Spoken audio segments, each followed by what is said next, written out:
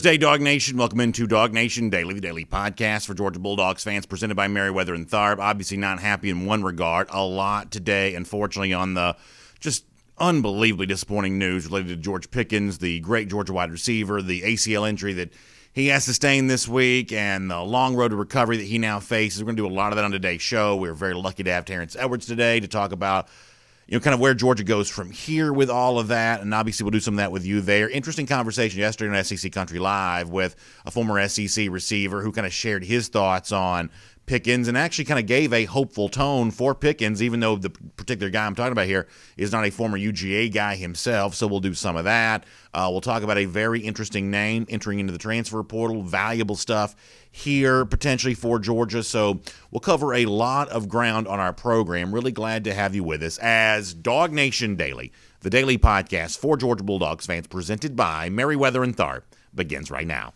Today's episode of DawgNation Daily is brought to you by Merriweather and Tharp, your source for Georgia divorce. Find them online at theatlantadivorceteam.com. Presented by DawgNation.com. This is DawgNation Daily, the daily podcast for Georgia Bulldogs fans. Here's your host, Brandon Adams. So my goal on today's show is to try to do two things. And as I say frequently, and I think all of you would probably agree, in life, sometimes more than one thing can be true at the same time. And in the case of what Georgia's dealing with right now, I believe there is more than one thing going on at the same time. Two things true at once.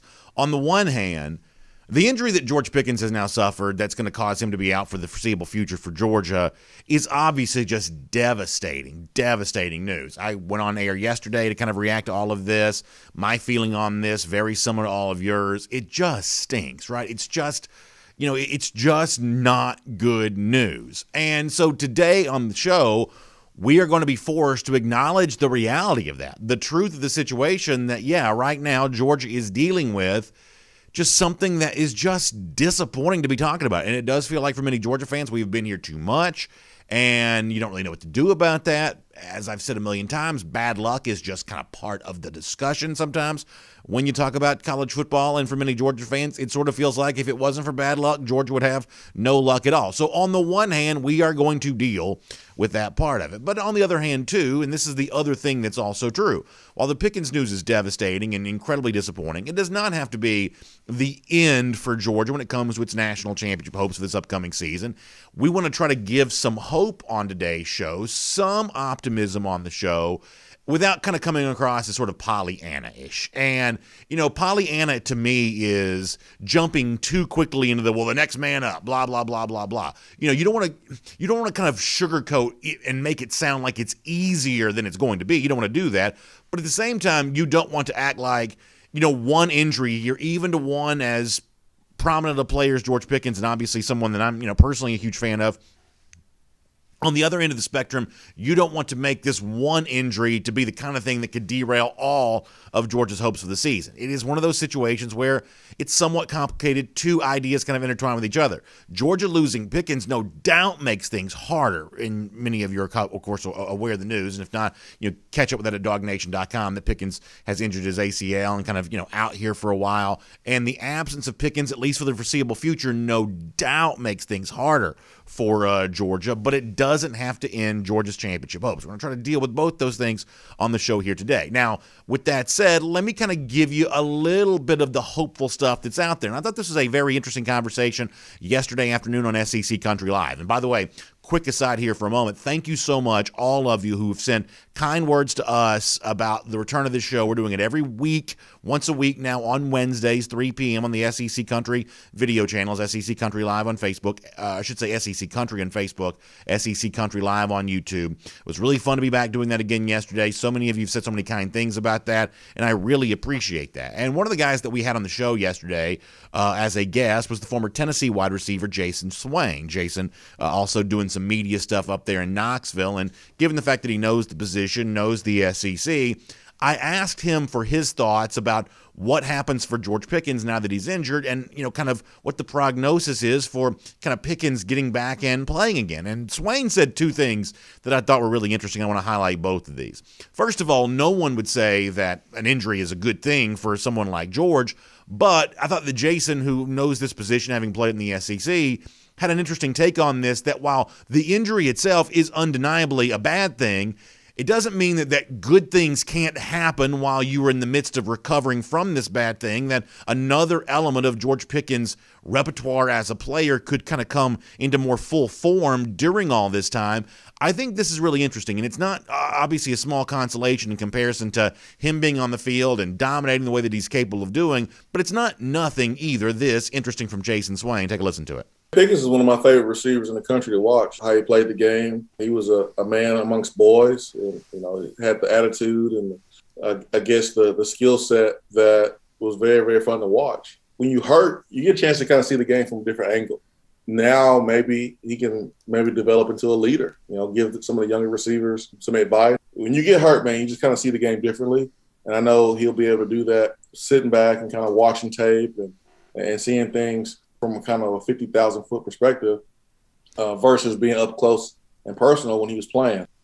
I do think that's really interesting from Jason Swain there, that the moment now for Pickens is to provide some off-field value for Georgia, at least for the foreseeable future. He's been in the battles in the SEC, and he can impart some of that wisdom on younger receivers who are now going to be forced to step up and take on an even larger role throughout all of this. And beyond that, as Jason Swain kind of alludes to here, it's also a chance for him to learn some things there as well, because in addition to obviously being selfish and wanting George Pickens to be an impact player for Georgia, Pickens' football life is going to extend beyond just what happens on the football field for the Dogs in 2021. He's going to potentially play this game for a long time at the NFL level, and he has a chance now, forced to watch and forced to kind of work on the sidelines to maybe learn some things about football that he would not have as much of a chance to learn if he wasn't forced to slow down and kind of take a breath during this injury recovery. As I said before, it's a small consolation in comparison to what you wanted to see from George Pickens on the field, but it's also potentially not nothing in terms of what he could provide for Georgia in terms of a leadership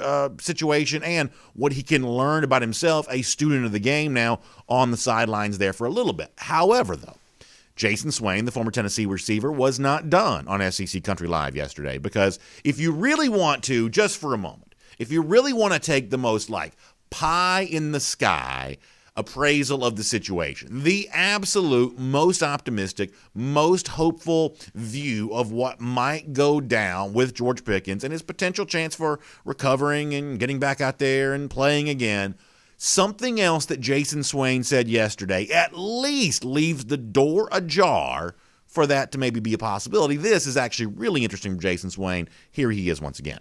He'll be fine. ACL, injuries, man, they're like sprained ankles these days. Guys are able to bounce back. Amari Rodgers was able to kind of defy the odds and come back and play and have a great season there at Clemson. So I look forward to seeing George Pickens do that. So let me tell you something I think is really amazing. Jason Swain there mentions Amari Rodgers, the Clemson wide receiver, who in 2019 tore his ACL, believe it or not, on this very day, March 25th of 2019, and then was able to come back and play for the Tigers by week 2 that season. Now, that's an amazing accelerated pace for an ACL injury recovery. I am not a doctor. I won't pretend to know what made Rodgers' situation able to do that in a way that a lot of people aren't, and I won't even pretend to suggest that Pickens' situation is in any way similar to that, because the fact of the matter is I just don't know. It's the kind of medical thing that I don't know. But if you do, as I said before, want to leave the door open for the most hopeful stuff possible, I thought that the Georgia release yesterday, and if you can go to DawgNation.com, you can read the full text of all of that. What Georgia said yesterday was very carefully worded. For instance, there was nowhere in that statement where it was said Pickens will now miss the 2021 season. That wasn't said. Now, it's not said because they don't know, obviously, and it doesn't mean that he will come back and play this season. But certainly they didn't say anything to eliminate that possibility in the message yesterday. Kirby Smart also kind of describing the nature of the MRI that suggests that it's not as severe as it otherwise could have been. And all of that, I think, does tie into a little bit of what Jason Swain says there of, we do see examples of ACL injury recoveries taking place quicker than they used to. And we even see an example right here in the, kind of the college football hotbed of the Deep South, someone at Clemson a couple of years ago coming back and playing much sooner than anybody probably thought he was able to. He was kind of running sprints by July after tearing his ACL in March and then playing by the time they got to Texas A&M week 2 there that season. Will George Pickens be able to travel the same path? Honestly, We wouldn't know that yet because we don't know enough about his medical situation. But there is at least some hope and some optimism out there. From the words of a former SEC wide receiver who loves his Vols, that's who Jason Swain played for, he'd love nothing more than for Tennessee to be good and Georgia to be bad. But he says, I love George Pickens there as well. I love watching him play. And it's amazing how much of a sentiment you see about that from folks all around the SEC. This was obviously bad news for Georgia when it went down yesterday, but for SEC fans in particular, this is a playmaker that's taken off the field here for at least a little while.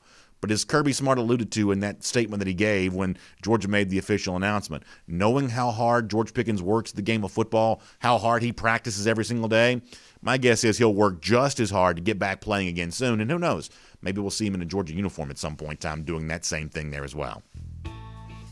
My name's Brandon Adams, and this is DawgNation Daily, the daily podcast for Georgia Bulldogs fans, presented today by Merriweather and Tharp. And glad to have you with us, no matter how you get to us, all the video platforms, Facebook, YouTube, Twitter, Twitch, radio, on Athens Sports Radio 960 The Ref, podcasts, wherever you find them, including the world-famous DawgNation.com, the Apple Player, Google Player, Spotify. Many of you listen right there through SoundCloud. We just really appreciate you being here and getting this podcast however you can. Obviously, a quick shout out to our friends at the Lady Dogs who dropped a game yesterday to Oregon. Their season comes to an end. But what a great run it was for the Lady Dogs there in the season that was, earning a 3 seed. Tough battle there with Oregon. We wish the Lady Dogs well as they move into the off-season phase here. And thank you so much for a really fun season all year long. Shout out to Coach Joni Taylor and the Lady Dogs for a great run here in 2021. Also, a shout out to our friends at Merriweather and Tharp for making this show possible. Your source for Georgia divorce. You can find them online at theatlantadivorceteam.com. And listen, the divorce process is scary and confusing. We all understand that. But for some of you, though, it's the kind of thing that you feel like you have to do, you need to do. And for many of you, that means really, I guess, working your way up to take that next step on that. And Merriweather and Tharp is that next step because they can make the process less scary. They can make the process less confusing.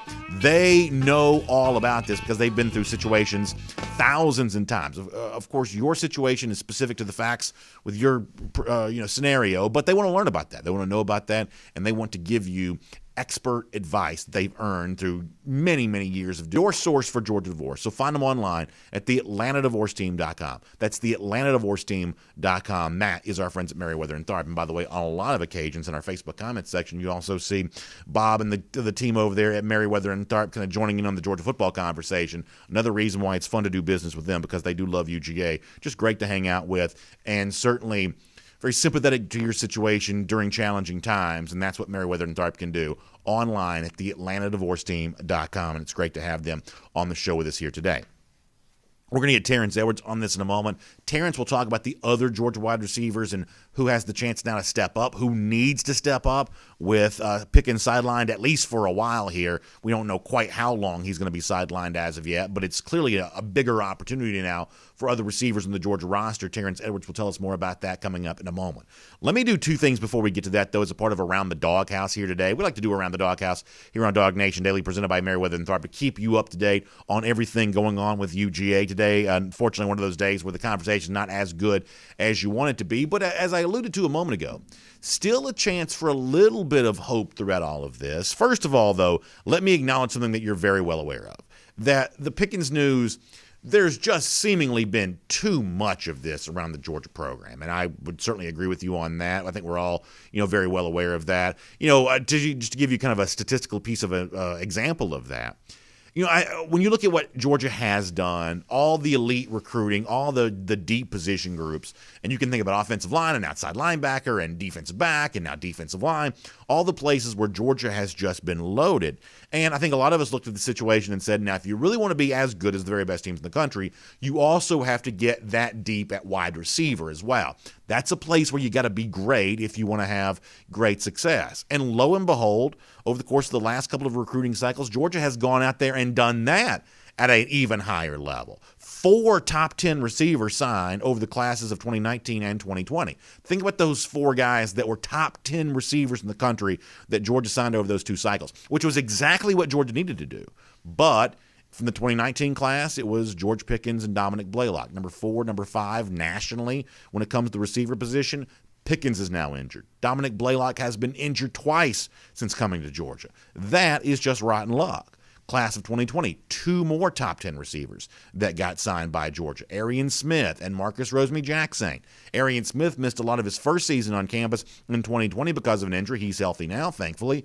But Marcus Rosemy-Jacksaint, another top 10 receiver, another big-time prospect, and another guy forced to go through an arduous injury recovery after what happened for him in the Florida game there last season. So I don't want to wallow in this too much, but for those Georgia fans who are wondering, have we just had more than our fair share of this? Yeah, at the receiver position in particular, you certainly see examples of that, and that's before you get into even kind of years before predating Kirby Smart, where star players and knee injuries is just something that Georgia has had to deal with.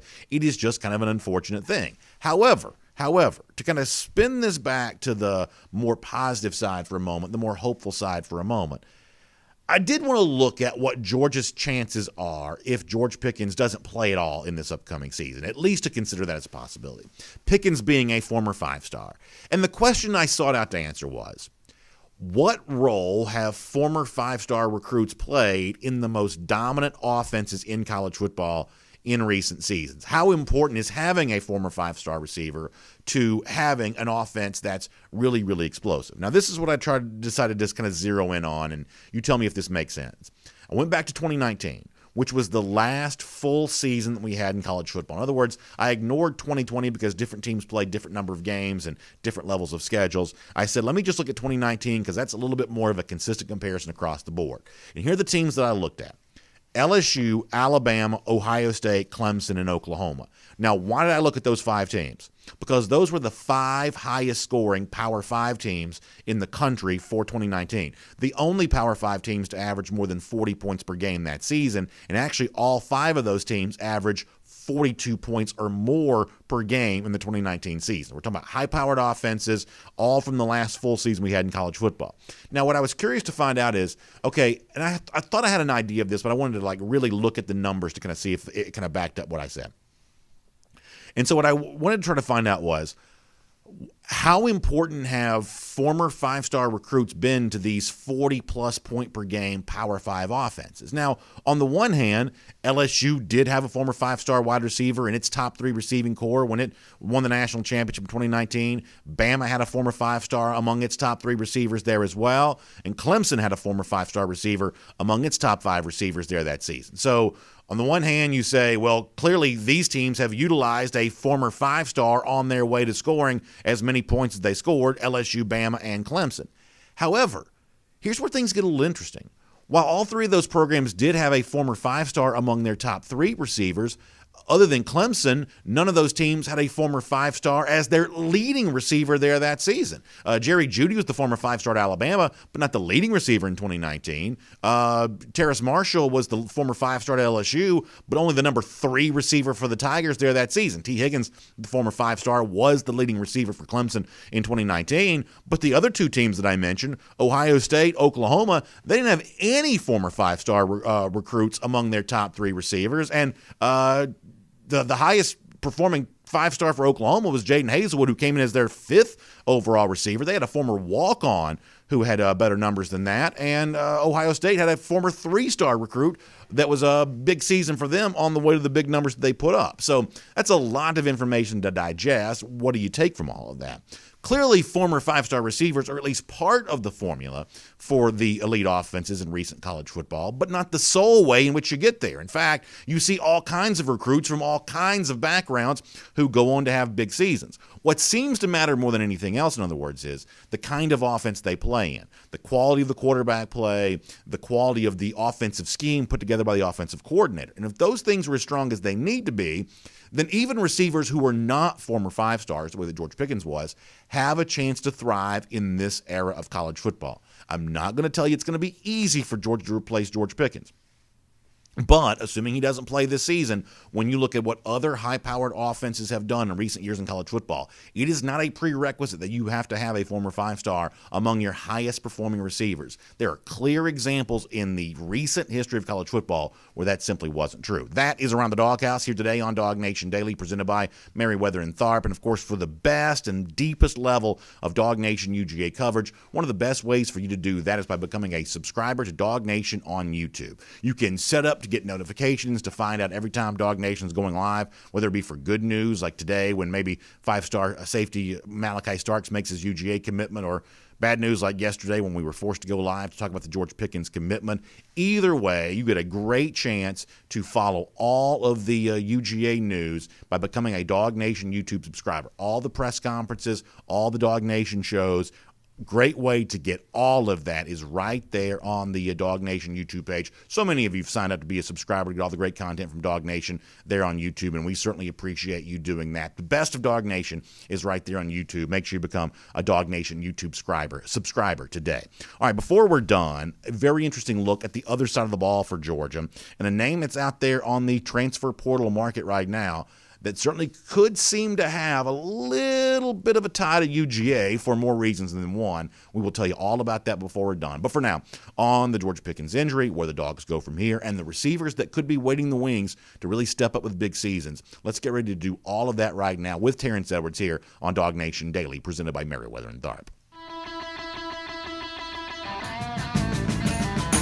From Athens and across the SEC or wherever the recruiting trail may lead, here's a DawgNation.com insider. I'll say hello to Terence Edwards here. Great former Georgia wide receiver, terrific voice, analyst, talking about everything going on with this program. And, you know, Terence, this is obviously not one of those good days, right? And I know that you were as devastated to hear the news about George Pickens as anyone was. I'm a huge fan of Pickens. I love watching him play. College football is entertainment, and Pickens is just really entertaining. He's just fun to watch him go out there and do his thing, and at least for now, George Pickens will not be available to UGA. What's your reaction to all of that, and just kind of the first thing that kind of popped in your mind once you heard about the Pickens news?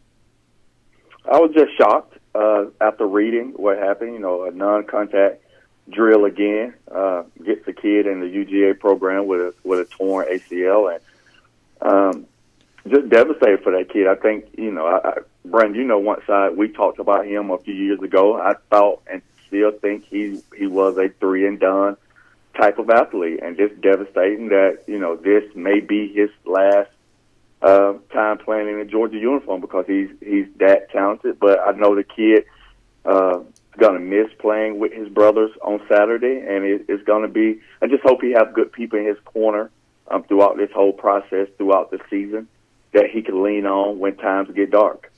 Yeah, I want to ask you about that part of it, because obviously with your own brother, you saw this with, you know, in his injury situation, by my understanding, was much more, you know, severe in terms of all the different ligaments that were torn in your brother Robert, back after his rookie season in the NFL. But you certainly saw him go through what he went through, and I think that you would certainly understand just how important that support system is around you on that, because I would imagine, you know, you describe it as dark times. I would imagine there is a lot of negativity that creeps in your brain because, I mean, listen, as excited as I was about seeing George Pickens play this fall, it only pales in comparison for how George himself was to go out and do some of the things that I think he knew he had a chance to do, kind of live up to some of the predictions that you had made for him over the years and other people had made for him over the years. And to have that at least called into question, if not outright taken away, keeping that negativity from getting inside your head, that is not an easy thing to do, is it? No, it's not. I mean, I just spoke with George recently. I FaceTimed Jermaine Burton. They was together, and I just told both of them, you know, I was kind of lonely in the club by myself, and I expect, you know, one of those two to join me in the club this year. He was all excited about, yes, sir, I'm going to come join you in the 1,000-yard club this year. And you just saw the excitement from both of those guys of the opportunities that they will have this year with the second-year JT Daniels, second-year offensive coordinator, and the talent that we have on the offensive side. Those guys was really excited about this upcoming season. So let me do a couple things with you here for a moment. First of all, you mentioned the nature of the injury, a non-contact injury. That's what we've been told that it was. And listen, I'm a big believer, Terence, that there's just nothing you can do about that. To me, it's just bad luck. But for a lot of fans, they're kind of wondering, you know, is there some way to prevent these kinds of things from happening? Because obviously Georgia's had a lot of receivers who are, you know, dealing with this, and anytime you have, you know, multiple injuries, you're kind of left to wonder, well, what does this mean? As I said before, Terence, to me, sometimes it just means you're just kind of a victim of bad luck here. You know, as a player that played this position yourself, you know, what would you say to the fans who are wondering what you can do to prevent these kind of things from happening? It's like you said, it's bad luck. Nothing you could do. Only thing you could do is not practice, and it's one thing that's not going to happen, that Right. everyone's going to go out there and practice, and everyone's going to go out there and practice hard and full speed. That's the Georgia way. That's what Kirby expects. So this is just bad luck, bad timing that it's happening. It's unfortunate, but, there's nothing we can really do about it. On another show that I do yesterday, I had Jason Swain, the former Tennessee receiver, and I played this audio on this program a moment ago. He made the comparison between Pickens and Amari Rodgers, the former Clemson receiver, who, tore his ACL on March 25th and was able to play for Clemson in the second game of that year. That's kind of a superhuman, accelerated pace for an ACL injury. I won't ask you to pretend to be a doctor. I'm certainly not going to pretend to be one in comparing the nature of those injuries. But, how much in your mind would you leave the door open that, hey, maybe some miracle does occur and maybe he is back running again before the summer is done, and if not early in the season the way it was with Amari Rodgers, playing again at some point before the year is done. I want to be careful how we talk too much about this because we don't know what MRIs and X-rays and things like that. But is there at least a part of you in your mind that at least keeps the door open to, hey, maybe some miracle really does take place here? That's wishful thinking. I think there's only one other person that comes to mind that came back that fast and still was very productive. That's Adrian Peterson. Yeah. I think he came back in 3 months and still came back to be the AP that we know. Normally, these injuries takes a full year for you to get back to the player that you want to be because mentally and physically it's taxing. So, hopefully and wishful thinking, I wish he would get back successfully because he's that type of player that can help us win games. But then on the other hand, the player in me just wants, because all our dreams are to play professional football, and his talent leads him that he would be a early round pick. And I know Georgia fans don't want to hear this because they all about Georgia, but sometimes that kid has an opportunity to fulfill a lifelong dream of playing in the NFL, taking care of his family. So those are two things that he's going to have to wrestle with.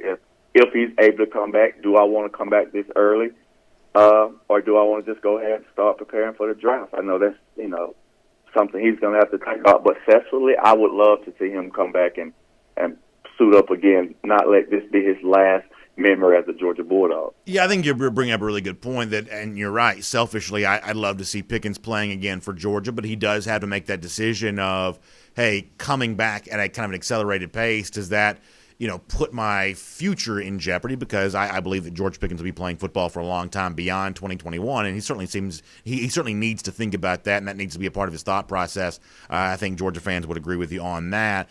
On the other side of this, Georgia is deeper at receiver than it has been at any point in time under Kirby Smart, and really it's been a number of years since there's been as many talented receivers as Georgia seems to have right now. You mentioned some of these by name a moment ago, and I want to kind of run through some of these with you there for a moment. As far as joining you, and I love the way you say that, in the 1,000-yard club. Right now, Terrence, it's kind of a lonely club, right? You'd like to have somebody sitting in that room with you. As of right now, you're the only one in there. So, you got a chance to see, and you mentioned Jermaine Burton a moment ago. Burton had nearly 200 yards receiving against Mississippi State last season, and even without George Pickens now, and even if Pickens had been playing, this had a chance to be a big year for Burton, a guy that you know really well, and certainly someone who could put up big numbers in Pickens' absence.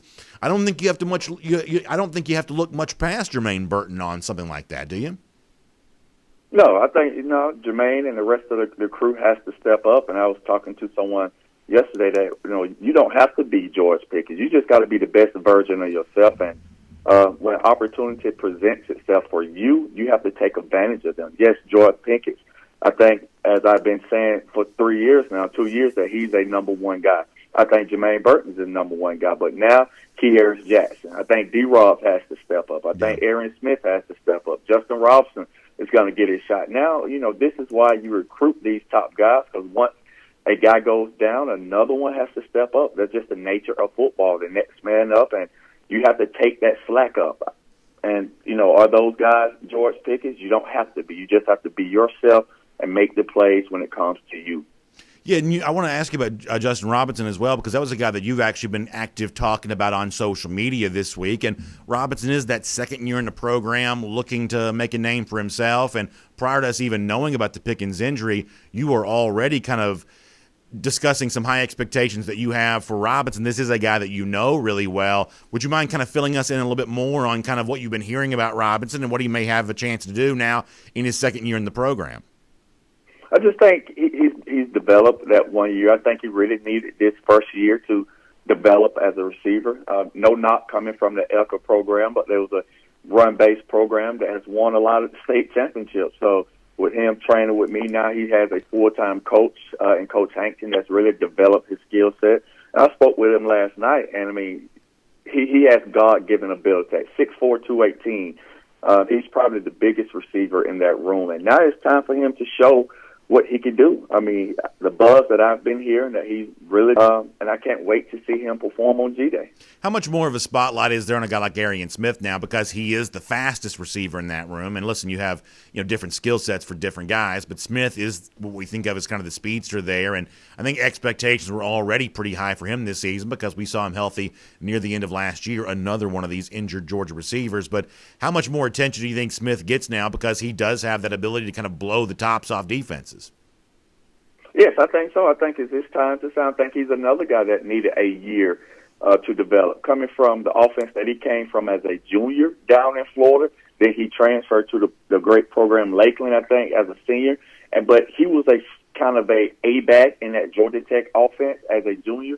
So he wasn't really a full-time receiver until his senior year. So he really needs to develop and understand that position. I think Coach Hankton have done a great job in developing his skill set, and his skill set is he can take the top off defenses. So we have a multitude of players that are very different in that locker room, in that position, and all their skill set is going to have to take the slack up for what we're going to be missing in George Pickens. And the room is talented, so I just can't wait to see those guys bring what their talent is to the field, and hopefully replace some of the production that George Pickens is going to leave. So let me finish with this. A lot of Georgia fans are also now kind of wondering, well, Georgia potentially has a couple of roster spots available. We're going to talk about a defensive back later on that Georgia might have some interest in, but there's also some curiosity of, does Georgia need to go out and get another veteran receiver to go along with these rising star young guys that we just talked about there a moment ago? From your perspective, how much of a veteran presence is needed for this Georgia receiver room to kind of make up for the experience that George Pickens had, and how willing would you be to see Georgia just kind of go into battle with the young receivers that it has and simply just trust them to fill a larger role now? If there's not a player out there with George Pickens' talent, then I say let's just go with the guys that we have. You recruited these guys for a reason. And I don't think you need to add a veteran presence. You have Kiara Jackson, you have Demetrius Robinson, who's now I think his 6th year in college football, and those guys are leaders now. Jermaine Burton has a year up on his back. When Dominique Blaylock come back, he's played a lot of football, even though it's that 1 year. So this room has leaders, and leaders doesn't have to come with experience. Leaders can come in all shapes, fashions. These guys understand what's in front of them. They understand, with the loss of probably the most talented guy in the room, I think they all understand that they have to pick up their game. And speaking with Justin yesterday, he's just like, Coach, I'm just going to put my head down and continue doing what I'm doing. Good. This doesn't faze me at all. This is not going to thrust me as a person that's going to start at the X position. That's the weak side receiver. He's been number 2 behind George. He's just going to continue just doing what he's been doing, showing the coaches that he can be trusted, and that's the biggest word, trust, because JT trusts George Pickens when the ball is in the air. Now what Justin has to do is get that trust from the coaches and JT Daniels. I think that's really well said. And by the way, speaking of these great Georgia receivers, future stars like Justin Robinson and Jermaine Burton, these are guys that Terence Edwards has worked with hands-on for years, and he's doing the same thing for that next generation of pass catcher out there as well. Terence, for those parents who have sons that want to catch the football better, how can they get in touch with what you're doing with your wide receiver academy? So, B, I have to tell you this story. So I got in trouble yesterday. Uh-oh. My older brother, Robert Edwards, after we got done training yesterday, say, Terence, I heard you always give yourself shout-outs on DawgNation about your training program. Why you never gave a shout-out to my training program? So Today, I want to give a shout-out to my brother, Robert Edwards. So there's any running backs or linebackers out there that's looking to get trained by a former first-round pick, a former running back for the Georgia Bulldogs, you can find Robert Edwards on Twitter, Instagram, or Facebook at RE Focus, or just type in Robert Edwards, and you can find his training program as well, along with mine. That's Terence Edwards, Wide Receiver Academy, on all social media. I got to tell you something, Terence. That's a pretty good brother right there who has a platform to promote his own business and says, let me give a shout-out to my brother instead. Now, first of all, we love Robert. We've talked football with him on this show before, and Robert clearly has a love for the game and that next generation of running backs and all kinds of positions. He's been a huge part of the high school community here in our state for a long time. But that's a pretty good brother that says, listen, let me give a shout-out to my own brother and the work that he's doing there as well. And we love the Edwards family still being a big part of the football scene here in the state of Georgia. That's a cool thing to see. Thanks. Hopefully he sees this, and someone will let him know that I did give him a shout-out today on DawgNation. That's good to know. Terence, it's good to talk to you. You mentioned G-Day a moment ago. I know you and I will be doing a lot as we get ready for that coming up on April 17th, so can't wait to have happier discussions with you in the weeks to come, but we certainly appreciate you allowing us to kind of break down what was a pretty rough news day for Dawg fans yesterday. Thanks for making us feel better about it. Oh, thank you. Thanks for having me. Let's take a look around the rest of the league. This is SEC Through. Yeah, man, we're lucky. You know, I love having someone like Terence who obviously knows so many of these receivers, in contact with George Pickens, as he said, you know, in communication regularly with Jermaine Burton and Justin Robinson, hearing from these guys how things are going, and, you know, able to kind of give that encouraging word a little bit too. You know, there's something to be said for that kind of mentor figure. You know, sometimes a different voice than the parents, you know, just kind of jump in there and say, hey, you know, go in there and, you know, give it your all here. Make sure you're ready to go and all that. And Terence is a good ally for these young men when it comes to all that kind of stuff. And as he said, his brother Robert is there too. We love having, you know, Robert on the show. We've had him here before, you know, great former Georgia running back, guy who knows the position really well, pretty tight with Kirby Smart there too. So that is all really good stuff all the way around there. We appreciate Terence Edwards being with us here today on DawgNation Daily, presented by Merriweather and Tharp. Let me also give a quick shout out to my friends at Engineered Solutions of Georgia for a moment. Speaking of good friends of UGA, ESOG is certainly that. They are proud partners of UGA. So I always like doing business with companies that support Georgia football and the University of Georgia because it just makes you sort of feel like you're contributing to a good cause, and that is what Engineered Solutions of Georgia does, and so it's one of the reasons why I like recommending them. But the other reason why I love recommending ESOG is because I understand, as a homeowner, the kind of anxiety that can pop up when you're talking about cracked walls or water creeping into your basement, garage, crawl space, something like that. These are potentially signs of serious issues, and so do what so many people have done. Trust Engineered Solutions of Georgia. They have 2 full-time engineers on staff, and they are easy to contact. You just simply call 678-ESOG now. That's right, dial this number, 678-ESOG now, and that'll get you in touch with my friends at Engineered Solutions of Georgia. All right, let's run through our SEC through here for a moment, and then there's potentially fairly interesting news out there related to a transfer. And yes, I know we're kind of like the boy that cried wolf when it comes to transfers, because it seems like every one of these we talked about, especially on the defensive backside, has ended up not really, at least to this point, materializing for Georgia. But maybe this may be an instance where there actually is some fire to go along with the smoke, or as they said when I was growing up, some fire to go along with the smoke here related to one recruit, or I should say former player, in the transfer portal. So we'll do that here coming up in just a moment. Before that, though, a couple of SEC through stories. We talked yesterday about Jay Graham, the new Alabama tight ends and special teams coach, who had moved on from the Alabama program, surprisingly, because you don't typically see coaches just hired do this during spring practice. The initial wonderment around all of this is this related to Graham's previous employer, Tennessee, where some coaches were fired with cause because of the specter of NCAA investigations.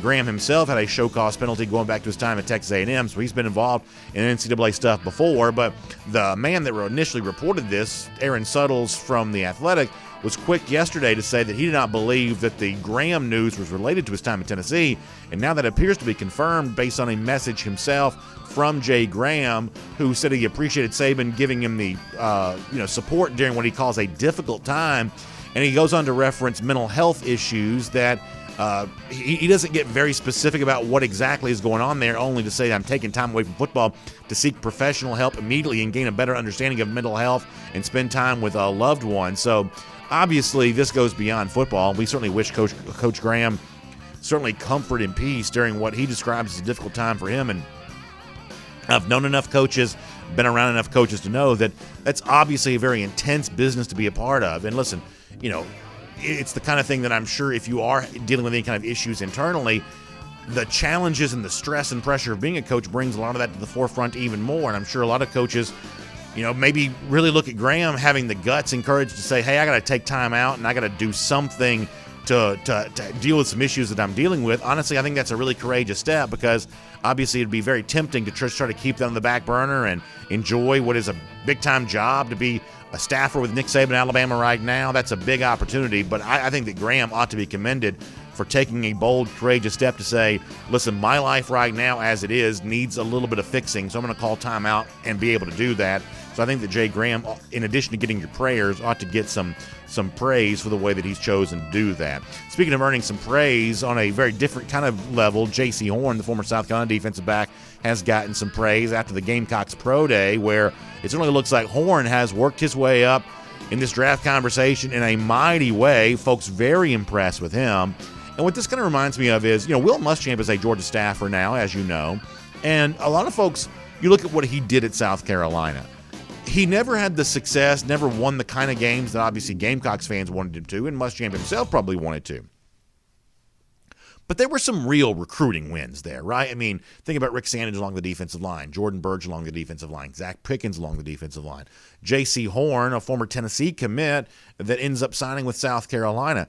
There weren't enough of them to build a winner in the SEC, but there were a few really high-profile ones. And so obviously Horn now has a chance. He's the son of Joe Horn, former NFL wide receiver. Horn has a chance to go on and make some money for himself, but don't discount the role that Muschamp and his staff played in these kind of recruiting wins, and that is probably a valuable asset that Georgia now has at its disposal there as well. So J.C. Horn, an example of a recruiting win that Muschamp got at South Carolina, and now Muschamp gets a chance in kind of the analyst role to contribute at least a little bit to some of Georgia's recruiting apparatus. I think that's probably a pretty good thing. And then finally, there's this evening on the DawgNation video channels, live coverage of five-star athlete Malachi Starks, a safety at the college level, as he gets ready to make his college announcement. As Starks told our Jeff Sintel during an interview last weekend that he was going to maintain this March 25th commitment date because he wanted to honor his father and his birthday. Well, we have reached March 25th, and it is Mr. Starks' birthday. I saw this on Twitter a little earlier today. Let's give a shout-out here or there as well to Mr. Starks on the event of his birthday. Do we have that to show? Okay, we don't have that one to show, but nonetheless, happy birthday to Malachi Starks' father. Yeah, let's take a look at this. Tisha Starks sharing this on Twitter. Happy birthday, she says, to one of the best husbands and fathers I know. Larry Starks here on his birthday. We appreciate, love you beyond words, and in addition to this being a great day, potentially for Georgia, if it can get Malachi Starks, we do truly wish Mr. Starks there a happy birthday there as well. And it's kind of nice to see that on social media today. We'll make that your SEC through. And here on DawgNation Daily, presented by Merriweather and Tharp. Speaking of social media for a moment, boy, wasn't it interesting to see the news here over the last 24 hours or so related to Tyke Smith, the former West Virginia defensive back, who has put it out on social media that he is leaving the West Virginia program. Of course, Smith, a former player there with Jamal Adai, they're at West Virginia. Smith saying, thank you, West Virginia, to be continued. And he goes on to give you a very classy thank you to his old program there with the Mountaineers. Now, you may be asking, B.A., why is this interesting? This is interesting because the tweet that I just showed you on the screen was retweeted by Lewis Seen, responded to by Zamir White, Georgia players involved in that social media message. Now, why would those players, such as Seen and White, why would they be interacting with a player unless they thought there was a chance that guy might be looking to reconnect with his former position coach there at West Virginia, Jamal Adai, here at a place like Georgia? There's at least something to this it seems worth paying attention to. Now, I'm not going to pretend that I knew a lot about Tyke Smith before all of this buzz started going down, but it doesn't take much of a Google search to find out this is potentially a very interesting player. Let me read to you just a couple of sentences here from Pro Football Focus on their evaluation of Smith going back to last season. They call him one of the best slot defenders in college football, serving as the, quote, spear in the West Virginia defense. Listen to this. This is amazing. Among all FBS defensive backs with at least 100 snaps in the slot, Smith comes in at number 1 in coverage grade. Smith saw at least 3 targets in all 9 of his starts for West Virginia last season, yet he managed to allow under 30 yards in every single one of his games this past year. That was from Pro Football Focus. He was a third-team AP All-American last year, a second-team Football Writers All-American and a semifinalist for the Jim Thorpe Award as the nation's best defensive back. Y'all, this is a defensive back with legit credentials, sterling credentials. Thorpe Award semifinalist, All-American by multiple publications, praised in a big way by Pro Football Focus, seemingly a really good fit for Georgia in kind of a star role, nickelback star role, something very similar to maybe what Mark Webb did for the Dogs a year ago, and who knows, maybe a chance to adapt him and get him involved in other ways there as well. So we've talked about, former Clemson guy, another former West Virginia guy. We've done this with like transfer defensive backs a lot. But in terms of the social media chatter you're seeing around Smith from some Georgia players right now, and in terms of his actual credentials as a player, this one may be worth watching. I'm certainly not ready to predict where he lands because it seems like maybe Penn State's a factor in this recruitment there too. But boy, maybe a player worth going after here, and maybe a little bit of an advantage for Georgia given the fact that Jamal Adai is in place as the Georgia defensive backs coach. So let's follow this one, see where it goes. And as we get ready to wrap up here today, we like to do our Gator Hater roll call, and we like to award a golden shoe for folks who really display some fantastic Gator-hating credentials. And today, somewhat unprecedented, our golden shoe goes to one of our colleagues. You hear me talk about loving being on the radio there in Athens with my friends in Athens Sports Radio 960 The Ref. The terrific morning show host there, one of them anyway, is Dave Johnston. And he had a great tweet yesterday. We've got the match play event going on the PGA Tour this week. A big win in that for Kevin Kisner against Louis Oosthuizen.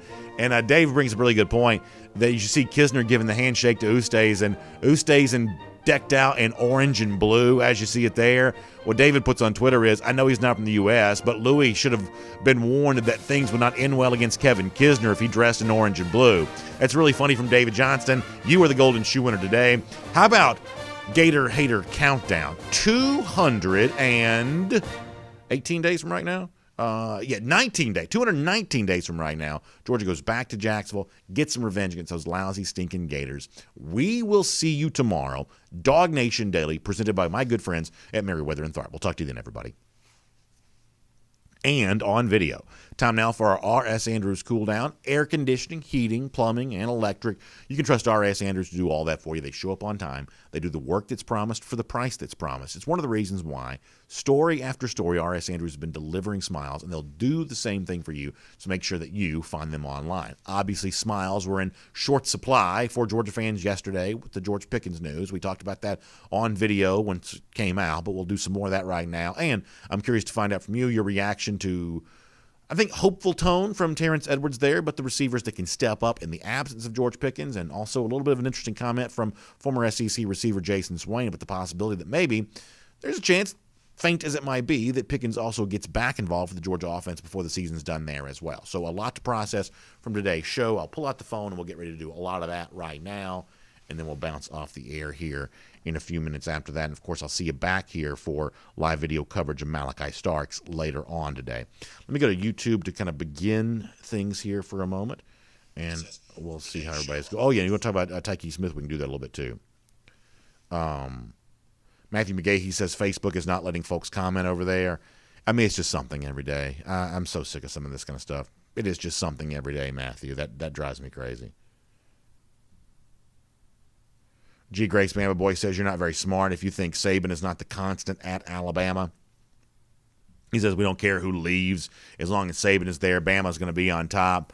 G. Grace, I understand where you're coming from. I don't mind telling you, though, I do think watching the way that Saban replaces Steve Sarkisian this year to see the kind of impact that Bill O'Brien has, I think it's worth paying attention. Now, obviously, Bama's had good offensive coordinators prior to Sarkisian. Brian Dable has turned out to be a very good offensive coordinator. Even Loxley and Kiffin had success there as well.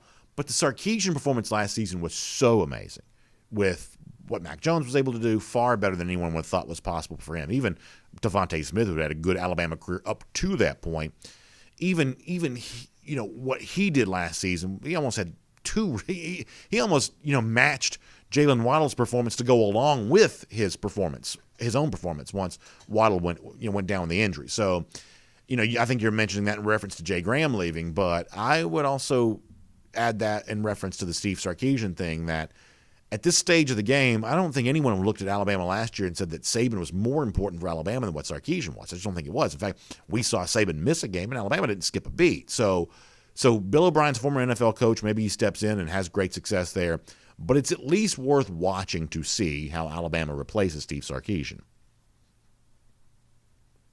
DMar42 says, Georgia on my mind. Heard there might have been, I guess he's talking about, maybe talking about a previous transfer situation there. Jay Stripe says time for some Facebook, or time for some, maybe the FB stands for football. Maybe that's what Jay means for that. Maybe that's what he means with that. Cody Ledoux says, I'm so happy that Nick told Scott to hit the road. If you think that's what happened, Cody, you're crazy. And listen, we can go back and forth on this all day long. It certainly seems like Alabama's, happy with the strength and conditioning guys that it has now. But if you think that Alabama told Scott Cochran to hit the road, you're out of your mind. Dean Butler says losing Pickens this year could help us with next year. He means 2022. And obviously there's some guys who have even more experience now because of the absence of George Pickens. That's probably true. Alex Howard says Tyke probably has the best chance of any of the transfer portal defensive backs to end up at UGA. I sort of get the sense that may be true there as well. Who knows? I mean, maybe Georgia's still looking to add multiple transfer defensive backs. Maybe it's Tyke Smith. Maybe it's still Darian Kendrick. Maybe it's all those guys. But there just seems to be a little more substance to this than some of the stuff you've seen before. And a lot of that I'm basing on what some of the Georgia players have said on social media. Okay, he says Facebook commenting works fine. Okay, that's good to hear. Good to hear. I'll be over in Facebook in a moment there. Good stuff. Thank you, Michael, for that. DogFan3 says if you keep knocking on the door, you'll eventually be let in, and UGA's been knocking on that door for a while. And, yeah, I mean, I believe that. I think that all you can do in life is sort of show up and put yourself in contention for good things to happen. And if you keep showing up, eventually something good may happen. That's just kind of the way that it goes. And, yeah, I mean, when bad luck happens, it sort of seems like you're never going to get the big break that you need, and I get all that. But this is supposed to be hard. Breaking through, winning a championship is supposed to be a challenge. It's supposed to be difficult. And so, the Pickens injury is just the latest example of that.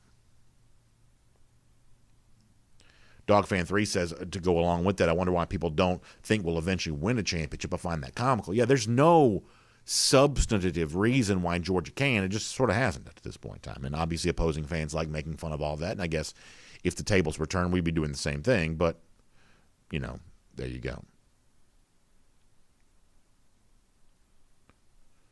Nature Gator checking in the comment section here today. Brady Pest Management says, I just look forward to the misery of Bama fans post-Saban. They think Bear Bryant and Nick Saban of the world just grow on trees. Yeah, I mean, there's a long time in between the Bryant era and the Saban era, and they weren't all glorious years for Alabama. You bring a good point on that. You bring a good point up on that. I like Brandon Griffin here says to our buddy G. Grace, when you see Georgia in the SEC championship, it's going to be fun. You'll get to witness the beginning of the decade of the Dogs. UGA's dominance for the next 10 years. That's beautiful, Brandon. I appreciate you sharing that. Nature Gator also kind of getting involved in that Jay Graham conversation. Yeah, I mean, listen, I wish Graham well. Based on what he tweeted out, I hope that he gets whatever help that it is that he needs, for sure. Over here on Facebook here for a moment. Chandler Johnson says, do we get the Starks commitment? Yeah, I guess I'm probably fairly optimistic about that based on the online chatter of the last 48 hours or so. I mean, I would assume that Clemson's a real factor here, but I'm feeling pretty good about the Dogs. It seems like there's kind of a quiet optimism among UGA about that. Matt Rukavina talking about feeding the trolls their bones. Pretty funny stuff. Randy Hall says, we need you over here on Facebook. Give us time. Yeah, I'm going to give you guys time. I was given some faulty information by our buddy Matthew McGahee that the Facebook comments weren't working, but it appears they are. Jimmy Durham says, are we still at 82 or 83 scholarships? I think it's 82, right? I'm not always great with small details like that, but I believe it's 82. How about Rhodey Williams saying, early prediction, we play Oklahoma in the national title and throttle them 41-17. Boy, that's something. That's something. Spencer Quarles says, what time is the Starks commitment? I think it's coming in at 6 o'clock hour tonight. We're probably going to be on air around 6:30 or so. That's about what we're thinking there on that. So in the evening time, right as you're doing dinner. Chad Williams says, Jaden Hazelwood's one call away. I'm not going to lie to you, I didn't think about that, but I don't really know where that would kind of stand at the moment. By the way, good to see Wayne Folan checking in. I don't feel like we've seen Wayne in a minute. He says, how many transfers can we take this year if we go that route? I guess it's 2 or 3, right? And I think it may be 3. I'm not 100% sure on that. I think Georgia may be at 82 scholarships with room for 3. And if it's not that, it's like 83 with room for 2, if I'm doing the math correctly. Matt Rukavina says he just got the Moderna vaccine shot. One small step back to a full stadiums and tailgates. That's right. I feel like we're well on our way. And I believe, if I'm correct about this, in Georgia today, and I know you can read more about this online at ajc.com, I believe all adults are now eligible for the vaccine. So, Georgia doing a really good job of getting that vaccine rolled out to folks. And I believe now all Georgian adults anyway, are eligible for it. Robert A. Smith says, does the Pickens situation have any impact on the Gilbert situation? I don't believe that it does because, it's not like officially confirmed, but it's been, reported, like, say, going back to some of the Gainesville, Florida news media, that Gilbert might be dealing with academic issues. A lot of times I don't like speculating about stuff like that, but you feel a little bit more comfortable saying this because, reputable sites in Gainesville have written that. So Gilbert's situation fairly clearly involves more than just football. So I assuming that at one point in time Georgia was in recruitment of Gilbert, hoping to get him, but I think that based on some of what you've heard, he is dealing with some academic issues, if not more than that, but at least academic issues. And so I don't know that the Pickens situation obviously changes all that much, just related to the fact that he may be dealing with a little bit of an eligibility challenge at the moment. Chandler Johnson also asking about Starks. Yeah, I feel pretty good about that. We'll see how it goes, but I feel pretty good about that. I'm looking forward to covering it today. Reggie Walker also asking about the Malachi Starks time. So we're hopeful to be on air, Reggie, around 6:30, and then the Starks commitment before the 6 o'clock hour is done, I believe. That's kind of the story there on that. Matt, who lives in Texas, says all Texas adults can get their vaccine starting on Monday, so that's kind of nice to know.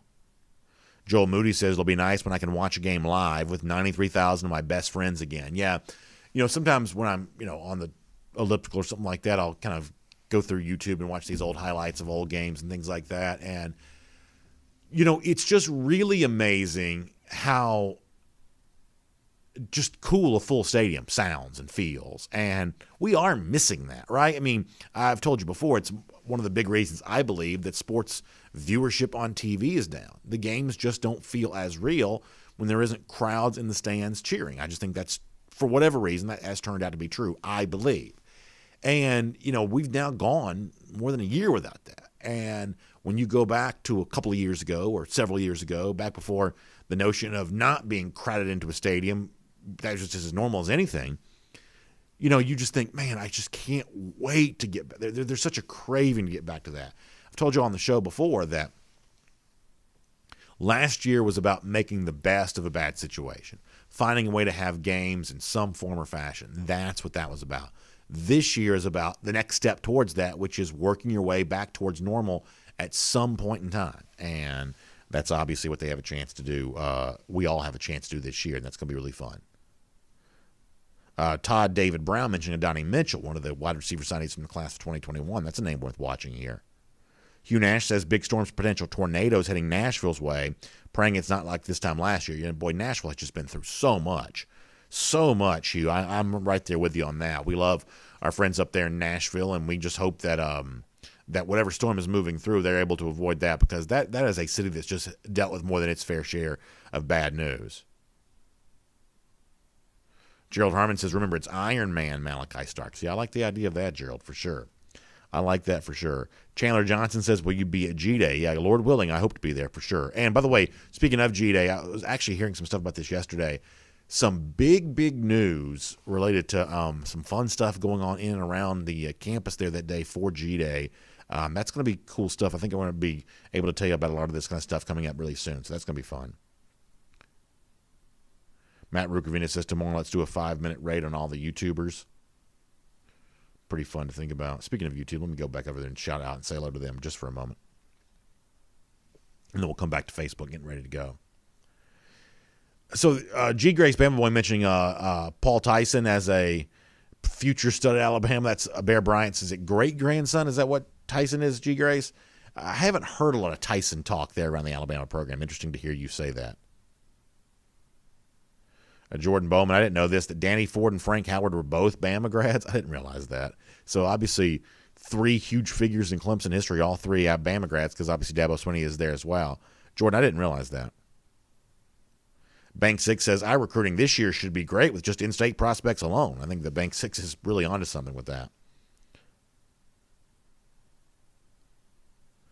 William Perry says, is it okay not to have a lot of confidence and transfers from other conferences? So he means that, confidence in a guy that played at West Virginia in the Big 12, maybe thinking that doesn't translate as well to the SEC. I don't know. I mean, I understand where you're coming from. Then obviously the SEC is a deeper level of competition. But, gosh, last year West Virginia played better defense than anybody's played in the Big 12 in forever. That at least means something to me. So I understand what you're saying, step up in conference, but also experience at the major college level can be a valuable thing. I mean, Lawrence Cager probably played better at Georgia than he played at Miami. So sometimes you see examples of guys who come in and actually play better in the SEC. They played their old place just because maybe they're just better utilized. They have better talent around them, whatever it is. So while it is a deeper league and a tougher level of competition all the way around, it is also at times a opportunity for a guy to really put his experience to work in a system that's maybe better suited for his services. Back over here on Facebook one more time before we say goodbye. Randy Hall likes the jacket pullover. Yeah, this is kind of my rainy day outfit. I enjoy wearing this when it's raining. I appreciate you saying that. As I've said before, the one thing I don't like about it is it's kind of like the old 90s style windsuits, that track suits people used to wear. There's a lot of swishing going on. I feel like that kind of shows up in the mic sometimes. But other than that, I really enjoy it. Ben Green wants to have I like the idea of this. Ben, by the way, one of our frequent Golden Shoe winners, I believe, says, going to have tug of war, flag football, a hot dog eating contest. It's a DawgNation Facebook versus YouTube Olympics. I like the idea of that, Ben. I think that's really fun. That'd be really good. Yeah, Dwayne Williams, thanks for the kind words. I appreciate this. This is a nice pickup from the UGA bookstore there across from Sanford Stadium and right near the UGA campus. So I appreciate you saying that. Matt Talley, that's very funny. Very funny stuff. Randy Hall says, what's my Starks prediction? I'll go Georgia on this. I feel fairly good about that. Quiet optimism on Malachi Starks, I believe. Quiet optimism is kind of the way I'm describing that. All right, let me get ready to give a shout out to my friends, the AJC, Atlanta News Now. As I said before, I'm pretty sure vaccine rollout for all adults here. So that is good stuff all the way around. And what else is going on? Atlanta News Now, AJC.com. Weird situation at one of the supermarkets there at Atlantic Station. That was a strange story yesterday. You can read more about all of that. Also, Braves getting very close to opening day. Could it be the Braves' year? Nationally, pretty deep. San Diego spending big money. L.A. not going anywhere after acquiring more big pitching. And the National League East is a fairly deep division, but expectations are high for the Braves. You can hear more about that. And some changes for attendance there at Truist Park, welcoming back fans, but with some of this stuff a little bit different than it's been before. So you can hear more about that online. Atlanta News Now at AJC.com, and a look at the Georgia General Assembly as the legislative session gets ready to come to a close. So all of your Atlanta News Now online at AJC.com. Make sure you check that out. And, of course, our friends at R.S. Andrews, make sure you check them out for your air conditioning, heating, plumbing, electric needs. You can find them online, rsandrews.com. If your water heater goes out, in many cases, they can replace it for you the same day. If your air conditioning unit's not working the way that you think it ought to be, they can get your system tuned back up to factory fresh specs. They do all that for you and more. Just simply find them online at rsandrews.com. The RS, after all, stands for Rapid Service. Hopefully we provided you a good service today here on DawgNation Daily, presented by Merriweather and Tharp as well. Y'all, thanks so much for being here. Happier news to come, certainly tomorrow and throughout the rest of this spring. At least we hope, anyway, that's the case. But how you move on from George Pickens, at least for now, big topic there as well. So thanks for being with us to cover all of that. We'll see you tomorrow back here, 10 a.m., DawgNation Daily, presented by Merriweather and Tharp. We'll look forward to speaking to you then, everybody.